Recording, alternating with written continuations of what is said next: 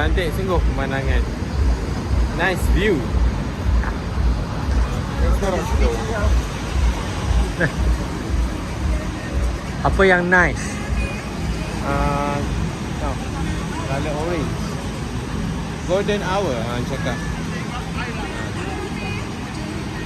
Ada orang surfing. Ada anjing dan banyak anjing. Nice view.